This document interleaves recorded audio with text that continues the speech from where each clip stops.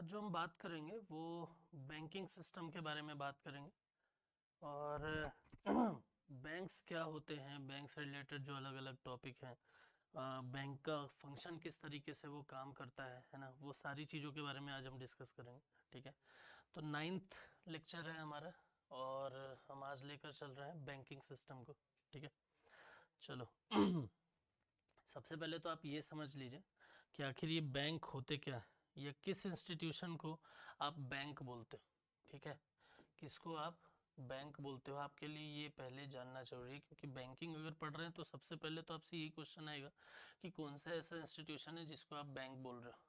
तो दो चीज़ें याद रखनी है आपको। एक, बैंक्स ऐसे इंस्टीट्यूशन होते हैं या ऐसे इंस्टीट्यूशन जो क्या करते हैं, डिपॉजिट करते हैं, राइट, और साथ में करते हैं फाइनेंस।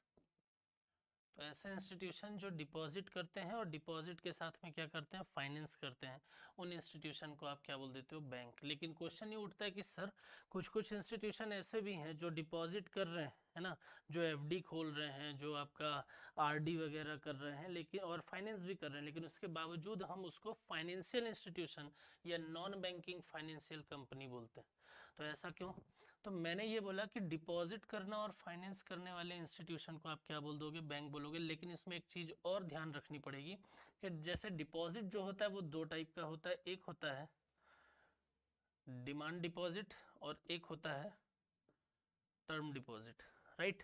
तो जो डिमांड डिपॉजिट होता है उसका मतलब ये होता है कि आप डिमांड के अकॉर्डिंग, जब आपकी इच्छा हुई तो आपने क्या कर दिया, पैसा डिपॉजिट कर दिया और डिमांड के अकॉर्डिंग ही आप विड्रॉल कर लिए। जैसे कि आपके पास में जो सेविंग अकाउंट है ना, अगर मैं यहाँ लिख देता हूँ तो आपके पास में जो सेविंग अकाउंट है, ठीक है, आपके पास में अगर बिजनेस कर रहे हैं तो जो फर्म का करेंट अकाउंट है, ये सब डिमांड डिपॉजिट की कैटेगरी में आते हैं। और टर्म डिपॉजिट, टर्म का मतलब हो जाता है टाइम, राइट। तो जहाँ पर टाइम ड्यूरेशन का आप बात आ जाए, जहाँ पर ये आ जाए कि आपका ये जो डिपॉजिट है इस पर्टिकुलर टाइम ड्यूरेशन के लिए रहेगा, वहाँ पर क्या बोल दिया जाएगा, वहाँ बोला जाएगा कि टर्म डिपॉजिट है। जैसे कि पीपीएफ, पब्लिक प्रोविडेंट फंड, जैसे कि आप एफडी कराते हो, फिक्स डिपॉजिट करते हो, आप आरडी कराते हो, रिकरिंग डिपॉजिट करते हो। तो यहाँ पर चीज़ें जो हैं वो समझ में ये आ रही हैं कि सर बैंक जो होगा वो ऐसा इंस्टीट्यूशन होगा जो डिमांड डिपॉजिट भी करे और जो टर्म डिपॉजिट भी करे। इट मीन्स कि वो ओवरऑल डिपॉजिट का फंक्शन परफॉर्म करे और फाइनेंस भी करे, तब आप किसी इंस्टीट्यूशन को बैंक बोलोगे। जिन इंस्टीट्यूशन को आप जानते हैं कि वो डिपॉजिट कर रहे हैं और फाइनेंस कर रहे हैं, उसके बावजूद वो एनबीएफसी कहला रहे हैं, तो वहाँ पर उसका मतलब ये है कि वो सिर्फ क्या कर रहे होंगे, वो सिर्फ टर्म डिपॉजिट कर रहे होंगे और वो फाइनेंस कर रहे होंगे, वो डिमांड डिपॉजिट नहीं कर रहे होंगे, राइट। तो क्योंकि यहाँ पर बैंक होने के लिए तीन कंडीशन जरूरी है ना। कौन कौन सी तीन कंडीशन? कि आप डिमांड डिपॉजिट भी करोगे, है ना। कौन कौन सी तीन कंडीशन? तो वहाँ पर बैंक होने के लिए ज़रूरी है आप डिमांड डिपॉजिट भी करो, आप टर्म डिपॉजिट भी करो और आप फाइनेंस भी करो। तो जब तीन चीज़ें होती हैं, क्या, डिमांड डिपॉजिट, टर्म डिपॉजिट और फाइनेंस किया जाता है, तो डिपॉजिट और फाइनेंस अगर आप बोलेंगे तो भी गलत नहीं होगा, लेकिन डिपॉजिट में ध्यान रखना पड़ेगा, दोनों डिपॉजिट। तो जब ये तीन चीज़ें होती हैं तब वैसे इंस्टीट्यूशन को आप क्या बोल देते हो, आप बोलते हो कि ये बैंक है, राइट। और बैंक जो होते हैं और एनबीएफसी, एनबीएफसी जो मेनली आप देख रहे हो ना, या आप जानते हैं कि सर वो डिपॉजिट कर रहा है, टर्म डिपॉजिट और फाइनेंस, तो वो एनबीएफसी को हम एक नाम देते हैं जिनको हम बोल देते हैं शैडो बैंक, राइट। तो शैडो बैंक क्या होता है? शैडो बैंक बैंक की तरह काम करते हैं लेकिन बैंक नहीं होते, तो परछाई की तरह है लेकिन same to same as it is चीज़ें जो है वो नहीं है ना, तो इसलिए इसको क्या बोल देते हैं, शैडो बैंक। तो बैंक जो है उनके लिए जरूरी क्या है, demand deposit, term deposit and finance, right. तो ये तीन फंक्शन जो भी इंस्टीट्यूशन परफॉर्म करता है उस इंस्टीट्यूशन को आप क्या बोल देते हैं, आप उसको बोलते हैं बैंक, राइट। तो इतनी चीज़ है। अब हम बैंकिंग सिस्टम में आगे चलते हैं कि किस तरीके से ये काम करता है, कैसे क्या। आप ये इतनी बात आपको, क्योंकि मॉनेटरी पॉलिसी आप पढ़ लियो हो ना, तो मॉनेटरी पॉलिसी के पढ़ने के कारण आपको इतनी बात का आइडिया लग गया है कि मार्केट में जो मनी का फ्लो हो रहा है, राइट, मार्केट में जो मनी का फ्लो हो रहा है वो कैसे हो रहा है, वो बैंकिंग सिस्टम के जरिए हो रहा है। अब बैंकिंग सिस्टम के जरिए मार्केट में मनी का फ्लो जब देखने को मिल रहा है तो ये तो क्लियर हो गया कि यार इकोनॉमी में बैंकिंग सिस्टम जो है वो कितना इम्पोर्टेंट रोल है इसका। क्योंकि अगर ये बैंक बैंकरप्ट हो गए या बैंक लॉस में जाने लगे तो फिर समस्या आना मतलब गारंटी ही है, ऐसा समझ लीजिए कि ये डूबा तो इकोनॉमी जो है वो डूब जाएगी, राइट। जैसे रिसेशन की अगर बात करें तो फाइनेंशियल इंस्टीट्यूशन के फॉर्म में ही आप देख सकते हो, जो लेहमन ब्रदर्स से चीज़ें स्टार्ट हुई थी 2007-8 के ड्यूरेशन में यूएसए में, तो वहाँ पर चीज़ें जो हैं वो कैसे, तो वहाँ का जो पूरा एक तरीके से बैंकिंग सिस्टम था वो डूबा और उसके कारण से चीज़ें जो हैं वो धीरे धीरे धीरे धीरे लॉस में जाती गई और रिसेशन तक पहुँची, राइट। तो इसलिए बैंकिंग सिस्टम का स्टेबल कंडीशन में होना ज़रूरी है, इनके पास पैसा होना ज़रूरी है, इनका फाइनेंस करना ज़रूरी है, इनका इनमें डिपॉजिट होना भी ज़रूरी है। चलिए देखते हैं कि आखिर किस तरीके की चीज़ें देखने को मिलती हैं। तो इंडिया की अगर मैं बात करूं तो इंडिया में जो सबसे इम्पोर्टेंट या सबसे अपेक्स अथॉरिटी है वो कौन सी है, वो है आरबीआई, है ना।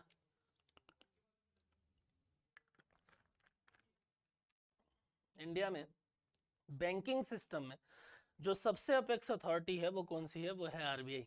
और इंडिया में बैंक से रिलेटेड जो भी रूल बनेंगे, नए बैंक खुलेंगे, बैंक में क्या नियम काम करेगा, है ना, कितने बैंकों के अधिकार होंगे, वो सारी चीजें कौन डिसाइड करेगा, वो डिसाइड करेगा कौन, RBI, reserve bank of India, right.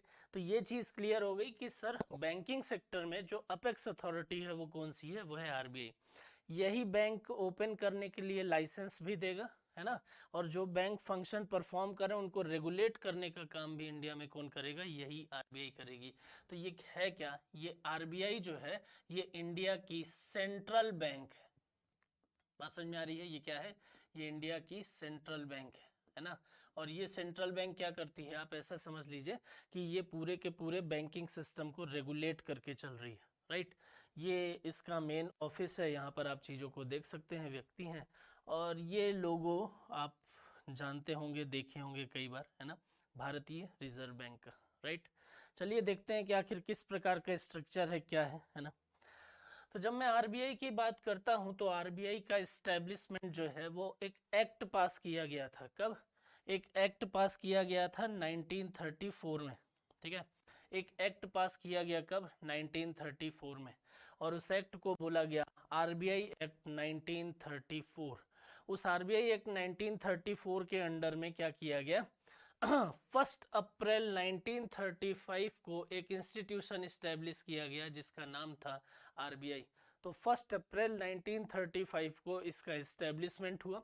उसके बाद ये चीज़ें समझ में आई कि इसको क्या करने की ज़रूरत है, गवर्नमेंट के अंडर में लाने की ज़रूरत है। तो वहाँ पर क्या हुआ, जो 1934 एक्ट के अंडर में, आरबीआई एक्ट 1934 के अंडर में 1 अप्रैल 1935 को जिस इंस्टीट्यूशन का इस्टेब्लिशमेंट हो रहा था, उस इंस्टीट्यूशन को 1 जनवरी 1949 को नेशनलाइज्ड कर दिया गया और उसको बोलते हैं नेशनलाइजेशन, है ना। तो ये दिन ऐसा था जिस दिन आरबीआई का नेशनलाइजेशन हुआ। तो नेशनलाइजेशन ऑफ आरबीआई हुआ 1 जनवरी 1949। अब ये नेशनलाइजेशन की प्रोसेस है क्या, तो जब भी प्राइवेट चीजों को, है ना, सरकार क्या करे, गवर्नमेंट अपने अंडर में लेकर आए, है ना, तो उन चीजों को, उस प्रोसेस को हम बोलते हैं नेशनलाइजेशन, उस प्रोसेस को हम बोलते हैं राष्ट्रीयकरण। तो आरबीआई का राष्ट्रीयकरण या आरबीआई का नेशनलाइजेशन हुआ 1 जनवरी 1949। अब जब आरबीआई की स्थापना की गई तो उससे रिलेटेड एक कमीशन था, एक आयोग काम कर रहा था जिसने रिकमेंडेशन दी थी। उस आयोग का नाम था हिल्टन यंग कमीशन, राइट। याद रखिएगा, नाम था आयोग का हिल्टन यंग कमीशन। इसके फर्स्ट गवर्नर जो थे ब्रिटिश टाइम ड्यूरेशन पर, है ना, 1947 के पहले की बात है, तो यहाँ पर इस तरीके की चीज़ें दिखना तो जायज़ की बात है ना। तो इसके जो फर्स्ट गवर्नर थे उनका नाम था ऑसबर्न स्मिथ, इनको बोला जाता था सर ऑसबर्न स्मिथ, राइट। और इसका जो फर्स्ट इंडियन गवर्नर थे उनका नाम था सीडी देशमुख। वर्तमान की अगर मैं बात करता हूँ, करंट की अगर मैं बात करता हूँ, तो करंट में जो इसके गवर्नर हैं उनका नाम है शक्तिकांत दास, ठीक है। इसके अलावा इसमें 4 डिप्यूटी गवर्नर भी होते हैं, और करंट में जो ये 4 डिप्यूटी गवर्नर हैं उनमें से पहले हैं एम.के. जैन, दूसरा है डॉक्टर एम.डी. पात्रा, तीसरे हैं एम.आर. राव और चौथा है टी. रविशंकर, राइट। तो यहाँ पर आरबीआई का स्ट्रक्चर आपको कुछ इस प्रकार से दिखाई देता है, जहां पर चीजें कैसी दिखाई देती हैं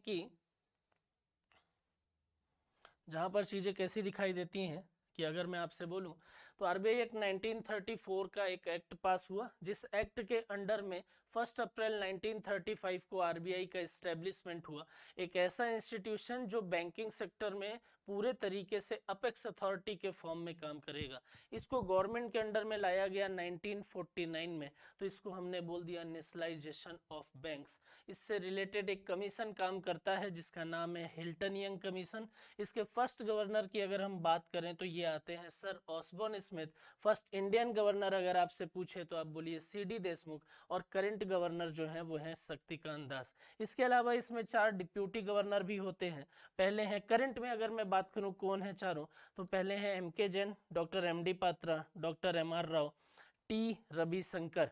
यही चीज मैंने आपको कहाँ बताया था, जब मैं मॉनेटरी पॉलिसी आपको पढ़ा रहा था, तो उस टाइम ड्यूरेशन में मैंने क्या बोला था कि 3 मेंबर कहाँ से होंगे, आरबीआई से, और 3 मेंबर कहाँ से होंगे, गवर्नमेंट के साइड से। तो ये 3 मेंबर कौन होंगे, एक तो ये होंगे, तो मॉनेटरी पॉलिसी में करंट में आरबीआई के साइड से अगर हम बात करें तो कौन है, शक्तिकांत दास, और इन चारों में से किसी को भी यहाँ से सदस्य लिया जा सकता है टाइम टू टाइम, राइट। तो यहाँ तक इतनी चीजें आपको आरबीआई का स्ट्रक्चर जो है वो समझ में आ गया। नेक्स्ट अगर मैं बात करूं आरबीआई के फंक्शन की, कि आरबीआई जो है वो कौन कौन से फंक्शन एग्जीक्यूट करता है, आरबीआई किस प्रकार से काम करता है इंडिया में, तो यहाँ पर मेन फंक्शन ऑफ आरबीआई अगर हम देखें तो आपको इस प्रकार से चीजें देखने को मिल जाएंगी कि पहला काम जो मोस्ट इंपॉर्टेंट है वो है मॉनेटरी पॉलिसी। अब ये मॉनेटरी पॉलिसी क्या, तो मॉनेटरी पॉलिसी को तो आपने डिटेल में पढ़ लिया है ना। मॉनेटरी पॉलिसी तो आपने जब इन्फ्लेशन पढ़ा था तो उस टाइम ड्यूरेशन पर मैंने आपको बता ही दिया था कि मार्केट की लिक्विडिटी को रेगुलेट करने के लिए, ताकि इकोनॉमी जो है वो बैलेंस सिचुएशन में बनी रहे, इसके लिए इन्फ्लेशन और डिफ्लेशन को रेगुलेट करने की जरूरत पड़ेगी, राइट। उसके लिए इंडिया की जो सेंट्रल बैंक है जो पॉलिसी बनाती है, वो क्या कौन सी पॉलिसी होती है, वो होती है मॉनेटरी पॉलिसी, राइट। नेक्स्ट अगर मैं बात करूं तो दूसरा क्या काम होता है, तो दूसरा काम होता है bankers of the government and bank, ठीक। तो bankers of the government and bank, तो अगर हमें फंड की रिक्वायरमेंट होती है तो हम कहाँ जाते हैं, बैंक के पास में। बैंक को फंड की रिक्वायरमेंट होगी तो कहाँ जाएगी, वो जाएगी आरबीआई के पास में। तो आरबीआई गवर्नमेंट और बैंक के लिए क्या करता है, एक एज अ बैंक परफॉर्म करता है, राइट। नेक्स्ट मोस्ट इंपॉर्टेंट काम जो है वो क्या है, यहाँ पर नोट प्रिंटिंग। आपके पास में जो रुपया है, मेरे पास में जो रुपया है, हमारे पास में जो चीजें चल रही, राइट, तो वो जो नोट है वो कैसे प्रिंट हो रही है, क्या बस जब मन हुआ तब मशीन चलाई और नोट प्रिंट कर दिया, ऐसी सिचुएशन होती है क्या, नहीं। तो उसके लिए एक मैकेनिज्म अपनाया जाता है, उसके बारे में हम बात करेंगे। तो तीसरा और इम्पॉर्टेंट काम जो है वो क्या करती है आरबीआई, वो करती है नोट प्रिंटिंग का। और चौथा इंपॉर्टेंट काम जो है वो करती है आरबीआई, मेंटेन एक्सचेंज रेट। आप देखो तो $1 के कंपेयर में अगर मैं बोलूं तो अभी अप्रोक्सीमेट 82 रुपीज है ना, ठीक। तो इसके कारण से आपका जो इंपोर्ट है वो काफी महंगा है। एक्सपोर्ट पर तो ठीक है कि चलो चीजें सस्ती हो जाएंगी, सारी चीजें है ना, कि $1 में 82 रुपए के बराबर का सामान जो है वो बाहर वालों को मिल जाएगा। लेकिन हमको जब खरीदना होगा तो $1 के बराबर सामान इंटरनेशनल मार्केट में खरीदने के लिए 82 रुपीज खर्च करना पड़ेगा। तो ये समस्या है, तो उसके लिए आरबीआई क्या करती है, एक्सचेंज रेट को मेंटेन करने की कोशिश करती है। ये भी इसका इंपॉर्टेंट। तो आरबीआई की अगर हम फंक्शन की बात करें तो आरबीआई के जो 4 इंपॉर्टेंट फंक्शन है उसमें पहला आता है मॉनेटरी पॉलिसी, अपने डिटेल में पढ़ा है। Banker of the bank and governments, ठीक है, गवर्नमेंट, नोट प्रिंटिंग और मेंटेन एक्सचेंज रेट। एक एक करके हम इनके बारे में बात करते हैं। अब मैं मॉनेटरी पॉलिसी के बारे में अगर बात करूं तो मॉनेटरी पॉलिसी का ऑब्जेक्टिव क्या है, तो आपको ये पता है कि मॉनेटरी पॉलिसी का ऑब्जेक्टिव है क्या, मार्केट में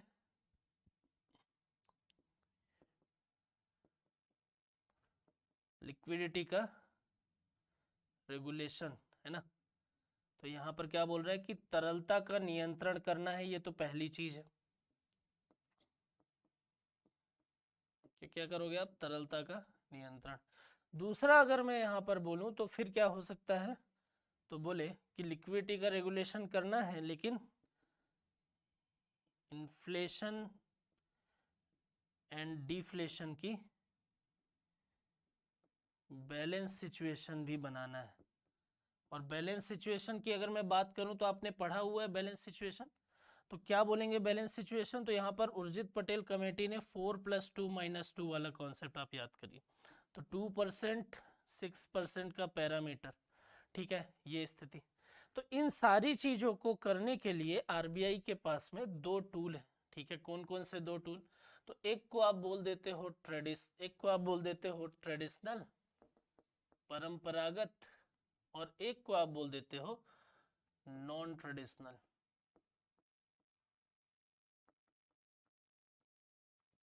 है ना। तो ये ट्रेडिशनल टूल और ये आ गया नॉन ट्रेडिशनल टूल। अब ट्रेडिशनल टूल में आपने क्या देखा था, आपने देखा था ट्रेडिशनल टूल में quantitative and non and qualitative, ठीक है, क्वांटिटेटिव और क्वालिटेटिव, ठीक है। तो यहाँ पर आपको क्या दिखाई दे रहा था,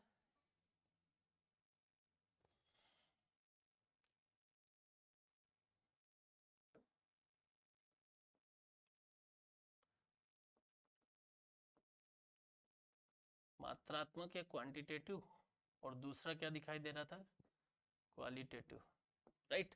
तो इस तरीके से आपने देखा था। उसके बाद इधर क्या देख रहे थे आप, इधर नॉन ट्रेडिशनल में आपने तीन टूल देखे थे, helicopter drop, helicopter hover and negative interest rate, है ना। तो ये चीजें आपने देखी थी। तो यहाँ पर क्या दिखाई दे रहा है कि इस मॉनेटरी पॉलिसी का यूज करके लिक्विडिटी को रेगुलेट करना है ताकि मार्केट में इन्फ्लेशन डिफ्लेशन जो है वो नॉर्मल सिचुएशन पे बना रहे, राइट। तो इतनी चीजें जो है वो आपने देख ली थी। अब अगर मैं बात करूं मॉनेटरी पॉलिसी, तो क्योंकि आपने डिटेल में पढ़ी हुई है इसलिए मैं बहुत ज़्यादा यहाँ पर दोबारा वही चीज़ें नहीं बता रहा हूँ, ठीक है। तो पिछली क्लास जाके देखो, वहाँ से चीज़ें समझ में आ जाएंगी। तो यहाँ बोल रहा है मॉनेटरी पॉलिसी, तो पहला काम जो है वो क्या था, आपने यहाँ पर देख लिया कि पहला काम क्या था, मॉनेटरी पॉलिसी बनाना, ठीक है। इसकी सारी डिटेल आपको एक पिछली जो क्लासेस देखेंगे आप, लेंगे तो वहाँ पर आपको मिल जाएंगे, ठीक है। अगला जो है वो सेकंड क्या बोल रहा है, banker of the government and banks ना। तो यहाँ पर देखिए कि सरकार को अगर फंड की रिक्वायरमेंट होती है, गवर्नमेंट को अगर फंड की रिक्वायरमेंट होती है तो कहाँ जा रही, सरकार को अगर फंड की रिक्वायरमेंट हो रही है तो वो क्या कर रही है, वो जा रही है आरबीआई के पास में, और आरबीआई से क्या बोल रही है कि देखो हमको पैसा चाहिए, ये लोन है, लोन हमको चाहिए, यहाँ से पैसा मिल गया।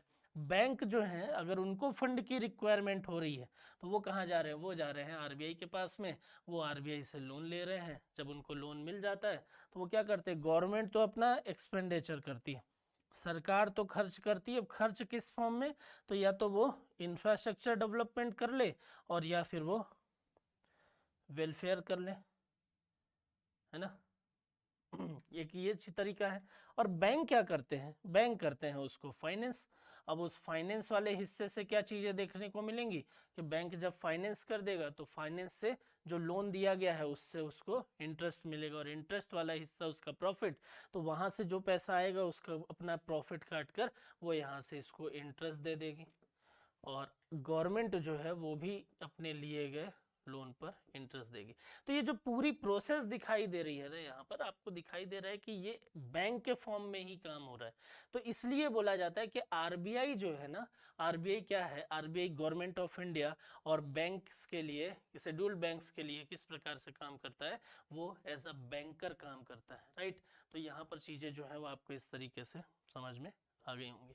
नेक्स्ट अगर मैं बात करूं तो इसका जो तीसरा वर्क है वो क्या है, नोट प्रिंटिंग। अब मैं अगर नोट प्रिंटिंग की बात करता हूं तो आपको ये पीछे नोट दिखाई दे रहे होंगे, ठीक है। कभी सोचा है कि किस तरीके से नोट प्रिंट होगी, क्या होगा, तो यहाँ पर ये 500 और 1000 के, है ना, सारे नए नोट ही हैं। इधर नीचे जरूर आप पुराने ये नोटबंदी में चले गए थे, ठीक है। तो ऐसी कुछ मशीन होती है, ठीक है। मशीन और किस तरीके से काम होगा, कैसे होगा, ये बहुत ज़्यादा इम्पोर्टेंट नहीं है, इम्पॉर्टेंट है इसका मैकेनिज्म, ठीक, कि आप किस तरीके से नोट प्रिंटिंग कर सकते हो, किस तरीके से ये जो नोट, ये कागज आपको दिखाई दे रहा है, ये किस तरीके से प्रिंट, क्या ऐसा होगा कि जब इच्छा हुई तब प्रिंट कर दिया, हाँ, जब मतलब जो आरबीआई के गवर्नर हैं उनको ये लग रहा है कि यार चलो ठीक है अभी प्रिंट करने की ज़रूरत है, ऐसा है कि थोड़े पैसे की ज़रूरत है, तो वो गए और मशीन चालू किए और नोट प्रिंटिंग हो गई। क्या ऐसा कर सकते हैं क्या? नहीं, है ना। तो फिर क्या होगा, फिर वो मैकेनिज्म जो बना है उसके आधार पर प्रिंटिंग होगी। तो जो मैकेनिज्म है नोट प्रिंटिंग का वो क्या है, तो वो नोट प्रिंटिंग का जो मैकेनिज्म है दो फॉर्म में काम करता है वो, ठीक।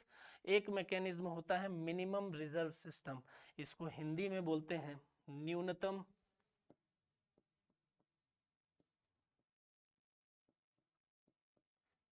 आरक्षित प्रणाली, ठीक। इसको क्या बोलते हैं, इसको बोलते हैं न्यूनतम आरक्षित प्रणाली, ठीक है। इसको बोलते हैं मिनिमम रिजर्व सिस्टम। और दूसरा सिस्टम होता है प्रोपोर्शनल रिसर्च सिस्टम, या इसको बोला जाता है समानुपातिक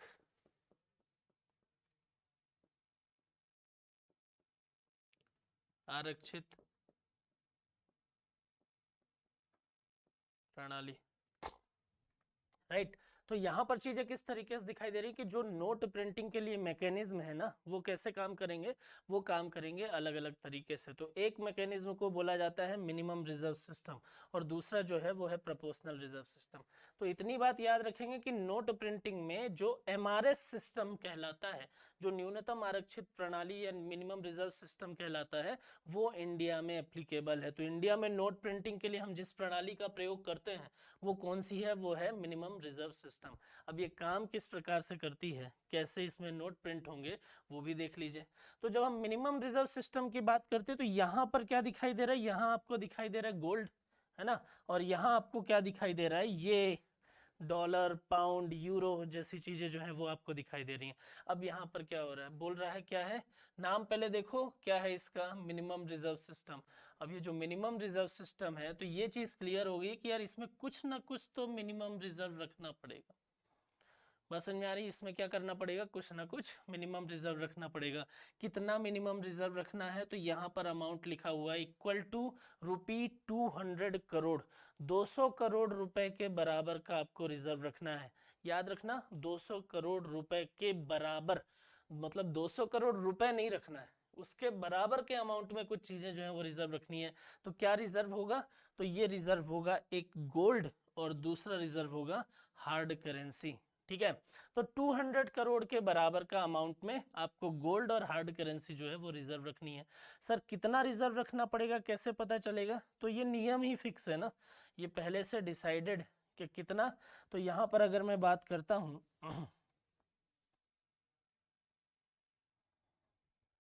ठीक है, यहाँ पर अगर मैं बात करता हूँ तो यहाँ पर चीजें आपको किस तरीके से दिखाई देंगी। तो बोल रहा है कि 115 करोड़ रुपए के बराबर आप क्या रख लो, आप रख लो गोल्ड, और 85 करोड़ के बराबर आप क्या रख लो, आप रख लो हार्ड करेंसी, ठीक है। 115 करोड़ के बराबर आप क्या रखिए, आप गोल्ड रख लीजिए, और 85 करोड़ के बराबर आप क्या रखिए, आप रखिए हार्ड करेंसी। बोले ठीक है, 115 करोड़ के बराबर ये गोल्ड बिस्किट है, इस बिस्किट को कर लिया रिजर्व। दूसरी तरफ आता है हार्ड करेंसी। तो पहले तो ये समझो कि सर हार्ड करेंसी क्या होती है। तो जैसे मान लीजिए कि इंडिया है, इंडिया में अगर आपको कोई सामान चाहिए ना, लाइक अगर आपको मान लीजिए कि ये वाटर बॉटल चाहिए, ठीक है, तो आप क्या करते हो, आप अपने जेब से रुपये निकालते हो, ठीक है, आप तो गांधी जी वाला रुपया निकालते हो और उसको दुकान वाले को देते हो, शॉपकीपर को देते हो, और वहाँ से आपको प्रोडक्ट जो है वो मिल जाता है, राइट। लेकिन जब आप इंडिया के बाहर जाते हो तो कुछ कंट्री को छोड़कर, है ना, और दूसरी जो कंट्रीज़ हैं जहाँ पर एक्सेप्ट नहीं किया जाता, तो वहाँ जब आप देखोगे तो वहाँ पर चीज़ें जो हैं वो किस प्रकार से आपको दिखेंगी कि भाई रुपए के फॉर्म में आप परचेजिंग नहीं कर सकते, ठीक है। अब अगर मैं तीसरी कैटेगरी बोलूँ तो जैसे मान लीजिए कि आप इंडिया में रहकर ही आप चाइना से किसी प्रोडक्ट को परचेस करना चाहते हो, तो यहाँ पर तो रुपया नहीं चलने वाला है ना। या इंडिया में रहकर आप मान लीजिए सिंगापुर के साथ में काफ़ी ट्रेड है, तो सिंगापुर से आप कुछ परचेस करना चाहते हो तो यहाँ पर भी रुपया नहीं चलने वाला है। तो फिर क्या होता है कि इंटरनेशनल मार्केट में ऑलमोस्ट सभी कंट्री कुछ करेंसी और बिजनेस करने के लिए कुछ करेंसी, कुछ कंट्री की करेंसी और गोल्ड को एक्सेप्ट करती हैं। तो आपको इतनी बात समझ में आ गई है कि जो इंटरनेशनल मार्केट में जो ट्रेडिंग होगी, है ना, वो किस फॉर्म में होगी, वो कुछ पर्टिकुलर करेंसी के फॉर्म में होगी या फिर वो कुछ गोल्ड के फॉर्म में होगी। अब ये पर्टिकुलर करेंसी क्या है, तो जिन करेंसी को इंटरनेशनल मार्केट में सभी कंट्री के द्वारा एक्सेप्ट किया जाता है वही कहलाती हैं हार्ड करेंसी, राइट। इनके अलावा जितनी भी करेंसी होंगी किसी भी कंट्री की, चाहे इंडिया की हो, वो कहलाएगी सॉफ्ट करेंसी, राइट। अब करेंसी के अलग अलग टाइप है, हम बाद में बात करेंगे, लेकिन अभी आप इतना समझो कि इंटरनेशनल मार्केट में जो सभी कंट्री एक्सेप्ट कर रही हैं उसका क्या मतलब होता है, उसका मतलब होता है हार्ड करेंसी, ठीक है। अब ये हार्ड करेंसी में कौन कौन सी, तो यहाँ पर देखिए यूएस डॉलर, यूरो, येन और पाउंड, बात समझ में आ रही है। तो यहाँ पर कितनी चीजें, 4 करेंसी, यूएस डॉलर, यूरो, येन, पाउंड को इसमें शामिल किया गया है। और अब आपको इतनी बात समझ में आ गई कि सर अगर हमको इंडिया के बाहर से किसी कंट्री से इंपोर्ट करना है तो उसके लिए या तो हम इस गोल्ड में चीजों को कर सकते हैं, है ना, और या फिर हम इस हार्ड करेंसी में कर सकते हैं। तो इतनी बात समझ में आ गई, तो अब आपको ये भी समझ में आ जाएगा कि हर कंट्री का अपना एक फॉरेन रिजर्व होता है जिसको आप फॉरेक्स के नाम से जानते हो। अब इस फॉरेक्स में क्या क्या चीजें होती हैं, तो यहाँ पर स्टोर रहता है euro, USD, yen, pound and gold. तो किसी भी कंट्री का जो फॉरेक्स होता है उसमें हार्ड करेंसी और गोल्ड जो है वो मेंटेन किया जाता है, राइट। तो यहाँ पर अब क्या जरूरत है कि अब नोट प्रिंटिंग के लिए क्या करना है, तो वहां पर 115 करोड़ के बराबर गोल्ड और 85 करोड़ के बराबर 85 करोड़ के बराबर क्या रखना है, हार्ड करेंसी रखना है। अब इतनी रिजर्व रखने के बाद में क्या हम नोट प्रिंटिंग कर सकते हैं, बिल्कुल कर सकते हैं। कितना कर सकते हैं, तो एक पर्टिकुलर टाइम ड्यूरेशन में कितना प्रिंट कर सकते हैं, तो यहां पर बोल रहा है एक पर्टिकुलर टाइम जब भी बोलूंगा तो उसका मतलब क्या होता है, उसका मतलब होता है फाइनेंशियल ईयर, ठीक है। तो यहां मैं बोल रहा हूं कि एक पर्टिकुलर टाइम ड्यूरेशन में 200 करोड़ के बराबर मींस 115 करोड़ के बराबर गोल्ड और 85 करोड़ के बराबर हार्ड करेंसी को रिजर्व रखकर आप क्या कर सकते हो, मैक्सिमम 10,000 करोड़ रुपीस जो है वो प्रिंट कर सकते हैं। मैक्सिमम कितना प्रिंट कर सकते हैं, 10,000 करोड़ रुपी। अब ये जो 10,000 करोड़ रुपी आप प्रिंट कर रहे हो, ठीक है, तो अगर मैं ये बोलूं कि क्या मैक्सिमम लिमिट जो भी है हमारे पास में, क्या उतना ही प्रिंटिंग देखने को मिलेगा, मैक्सिमम लिमिट जो भी बनी हुई है क्या हमेशा हम उतनी ही प्रिंटिंग करेंगे। तो यहाँ पर चीजें किस प्रकार से समझ में आती है कि ये अधिकतम सीमा है, ये मैक्सिमम लिमिट है। इसमें ये बताया गया है कि आपके पास में ये राइट है कि आप एक पर्टिकुलर फाइनेंशियल ईयर में कितना प्रिंट कर सकते हो, आप मैक्सिमम 10,000 करोड़ के बराबर चीजों को प्रिंट कर सकते हो। लेकिन प्रिंट कितना करेंगे, कैसे करेंगे, क्यों 10,000 करोड़ नहीं करेंगे, उसका लॉजिक जो है वो यहाँ पर सुनिए। तो यहाँ पर आपको मैक्सिमम लिमिट तो पता चल गई कि मैक्सिमम प्रिंटिंग कितनी होगी एक पर्टिकुलर टाइम ड्यूरेशन में, पर्टिकुलर फाइनेंशियल ईयर में 10,000 करोड़ रुपए की मैक्सिमम लिमिट है। अब 10,000 करोड़ रुपए की मैक्सिमम लिमिट है, लेकिन प्रिंटिंग फैक्टर भी तो है, आपको कुछ चीजों को ध्यान भी तो रखना पड़ेगा, आपको ये भी तो देखना पड़ेगा कि अलग अलग चीजें जो है वो किस तरीके से काम करें। आपको ये भी देखना पड़ेगा कि यहाँ पर जो प्रिंटिंग होगी उसके लिए ये फैक्टर जो है वो काम किस तरीके से करें। तो यहाँ पर मैंने अलग अलग फैक्टर बताए हुए हैं ना, अब देखिए कि इन फैक्टर के आधार पर कैसे पता चलेगा कि कितना प्रिंटिंग करना है। तो मैक्सिमम क्लियर हो गया कि 10,000 करोड़ है, लेकिन प्रिंट कितना कर रहे हैं वो यहाँ से पता चल जाएगा। अब देखिए बोला ये जाता है कि पहला फैक्टर है इन्फ्लेशन। तो आपको ये तो पता चल गया है ना, क्योंकि आपने इन्फ्लेशन पढ़ा हुआ है, तो आपको इतनी आइडिया लग गया है कि अगर मान लीजिए कि चीजें इस प्रकार से दिखे, आपने इन्फ्लेशन पढ़ा है, तो अगर मान लीजिए कि चीजें इस प्रकार से दिखें कि यहाँ पर नोट प्रिंटिंग ज्यादा हो जाए, तो जब नोट प्रिंटिंग ज्यादा हो जाएगी तो मार्केट में लिक्विडिटी का जो फ्लो होगा वो क्या हो जाएगा, वो बहुत ज्यादा इंक्रीज हो जाएगा। अब यहाँ पर जैसे ही फ्लो इंक्रीज हुआ, जैसे ही लोगों को मार्केट में पैसा पहुंचा, लोगों के पास में पैसा पहुंचा, वैसे ही किस प्रकार की चीजें दिखने लगी, वैसे ही परचेजिंग पावर बढ़ने लगी। जैसे ही पैसा पहुंचा तो परचेजिंग पावर बढ़ी। अब परचेजिंग पावर जब बढ़ी, उसके कंपेयर में आप सप्लाई नहीं कर पाए तो क्या आ जाएगा, आएगा इन्फ्लेशन। तो यहाँ पर क्या बोल रहा है कि आपको प्रिंट कितना करना है, उसमें पहला फैक्टर ये बोलता है कि प्रिंट आप उतना करेंगे जिससे इकोनॉमी में इन्फ्लेशन की सिचुएशन ना बने, राइट।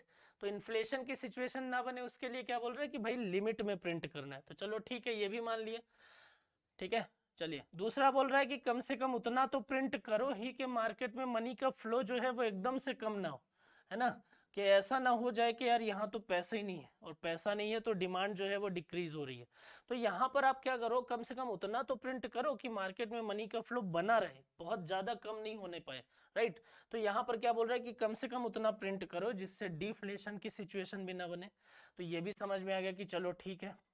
नेक्स्ट बोल रहा है इकोनॉमिक ग्रोथ। तो इकोनॉमिक ग्रोथ का क्या मतलब, मार्केट में जब पैसा होगा तब लोगों की डिमांड होगी, मार्केट में जब डिमांड होगी तो वो होगा प्रोडक्शन, प्रोडक्शन होगा तो जीडीपी बढ़ेगी, जीडीपी बढ़ेगी तो नेशनल इनकम बढ़ेगी, और नेशनल इनकम को पॉपुलेशन से डिवाइड कर दोगे तो निकल कर आएगा पर कैपिटा इनकम।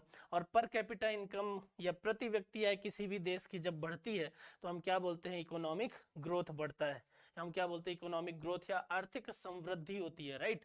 तो यहाँ पर किस तरीके की चीजें समझ में आ रही हैं, यहाँ ये पता चल रहा है कि अगर मार्केट में पैसा होगा तो मार्केट में होगी डिमांड, और मार्केट के डिमांड का असर उसकी supply, production, GDP, national income, population से डिवाइड के बाद पर कैपिटा इनकम के तौर पर निकल कर आएगी। तो जब पर कैपिटा इनकम निकल कर आएगी तो वहां पर क्या बोला जाएगा, तो ये इकोनॉमिक ग्रोथ जब होगा ना, तो यहाँ पर ये बोल रहे हैं कि एटलीस्ट उतना पैसा तो प्रिंट करो जिससे मार्केट में डिमांड जो है वो बनी रहे, और मार्केट की डिमांड को बने रहने के लिए क्योंकि पर कैपिटा इनकम जो है वो बना रहे, और इसके लिए इकोनॉमिक ग्रोथ जो है वो आता रहेगा। इसलिए क्या बोलते हैं कि कम से कम उतना पैसा प्रिंट करो जिससे डिमांड इंक्रीज रहे, राइट। तो एक तीसरा फैक्टर ये हो गया। नेक्स्ट अगर हम बोले तो वहां पर क्या बोल रहा है कि भाई फिस्कल डेफिसिट, सरकार को जो टोटल डेफिसिट हो रहा है, गवर्नमेंट को जो टोटल घाटा हो रहा है, उस टोटल घाटे में कितनी चीजें देखनी पड़ेंगी। तो वो जो टोटल घाटा है ना, गवर्नमेंट का जो रेवेन्यू एंड कैपिटल को मिलाकर जितना भी टोटल डेफिसिट हो रहा है, उस टोटल डेफिसिट के कारण सरकार को उस घाटे की भरपाई के लिए भी तो नोट प्रिंट करना पड़ेगा। अब भरपाई के लिए नोट प्रिंटिंग किस प्रकार से, तो कम से कम उतना पैसा तो प्रिंट करो कि घाटे की भरपाई जो है वो भी थोड़ा बहुत तरीके से मैनेज होती रहे, और जितना कटे फटे नोट जो है वो रिटर्न आ रहे हैं तो एटलीस्ट वो भी कवर हो जाए। इन सभी फैक्टर के बाद में ये समझ में आया कि चलो ठीक है, हम क्या कर रहे हैं, हम 1200 करोड़ रुपए के बराबर नोट प्रिंट कर रहे हैं एक पर्टिकुलर फाइनेंशियल ईयर में। तो अगर हम 1200 करोड़ रुपए प्रिंट करते हैं, ठीक है, अगर हम 1200 करोड़ रुपए प्रिंट करते हैं एक पर्टिकुलर फाइनेंशियल ईयर में, तो उससे ना इकोनॉमी में इन्फ्लेशन आएगा, ना ही इकोनॉमी में डिफ्लेशन की सिचुएशन बनेगी, ना ही इकोनॉमी में इकोनॉमिक ग्रोथ की स्थिति जो मतलब इकोनॉमिक ग्रोथ जो है वो स्टेबल सिचुएशन पे आएगा। फिस्कल डेफिसिट जैसी जो चीजें हैं उसके में आप चीजों को कवर कर सकते हो, और कटे फटे या जो रिटर्न वाले नोटबंदी वाले नोट हैं वो भी रिटर्न हो जाएं, या कटे फटे नोट जो है वो भी रिटर्न हो जाएं। तो वैसी सिचुएशन पे क्या देखने को मिल रहा है कि भाई अगर आप एक पर्टिकुलर टाइम ड्यूरेशन में 1200 करोड़ के बराबर प्रिंटिंग करोगे तो ये सारे फैक्टर जो हैं वो फुलफिल हो जाएंगे, राइट। तो मैक्सिमम लिमिट कितनी थी 10,000, लेकिन प्रिंट कितना हो रहा है 1200, राइट। तो इतनी बात आपको आइडिया लग गया होगा कि जरूरत से ज्यादा प्रिंटिंग करना भी खतरनाक है। कभी कभी या जब लोग सोचते हैं कि यार सरकार के पास जब पैसा है ना, गवर्नमेंट के पास में जब मशीन है, तो गरीबी को दूर करने के लिए वो ये भी तो कर दे कि नोट प्रिंटिंग करे, और नोट प्रिंटिंग करके सबके खाते में 15-15 लाख रुपए जो है वो डाल दे। तो जब ऐसी सिचुएशन बनेगी तो वहां पर क्या होगा, सबके पास में जब पैसा आ जाएगा, मनी का फ्लो जो है वो बहुत ज्यादा इंक्रीज हो जाएगा, परचेजिंग पावर एकदम से बढ़ जाएगी, तो इन्फ्लेशन किस कंडीशन पर पहुंच जाएगा और इकोनॉमी किस कंडीशन से गर्त में चली जाएगी, ये आप शायद उस चीज का अनुमान अब लगा सकते होंगे, राइट। तो यहाँ पर इतनी चीज आपको क्लियर हो गई।